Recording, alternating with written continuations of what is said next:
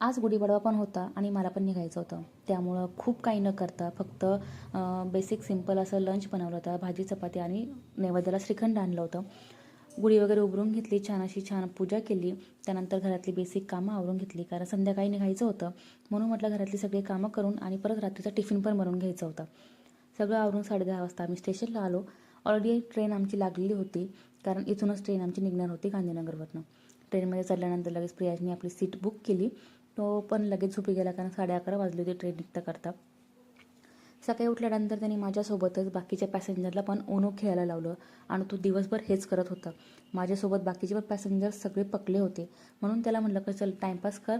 त्याला मी सगळे कार्ड्स असे अरेंज करायला लावले, जेणेकरून त्याला 1 तास त्याच्यामध्ये टाईम निघून जाईल. म्हणजे त्याचा पण टाईमपास होईल आणि आम्ही पण जरा फ्री होऊन जाऊ, जरा आम्ही शांत होऊ, आमचं मेंटली आम्ही शांत होऊ. नंतर तो एवढा खुश झाला, कारण स्टेशन बस येणारच होतं आणि आम्ही कुठे आले आहो ते पण तुम्हाला पुढे लास्टला समजेलच. एवढा खुश होता की सगळ्यांना सांगत होता की आता तो कुणाला भेटणार आहे. आणि स्टेशन आल्या आल्या लगेच बॅग घेऊन निघायला लागला. तोपर्यंत आले होते त्याचे डॅडा त्याला पिक करण्यासाठी, कारण आम्ही आलो आहे संगम शहर प्रयागराजला. स्टील आमची पोस्टिंग आहे सध्या प्रयागराजमध्ये, त्यामुळे काही दिवस वॅकेशनसाठी आम्ही आलो आहे प्रयागराजमध्ये. बाकी यापुढचे पण आम्ही काय करतो इथे ते पण तुम्हाला मी नक्की पुढे सांगेल. तर असं होता माझा आजचा दिवस. कसा वाटला प्लीज कॉमेंटमध्ये नक्की सांगा. व्हिडिओला लाईक करा, शेअर करा आणि चॅनलला फॉलो आणि सबस्क्राईब नक्की करा.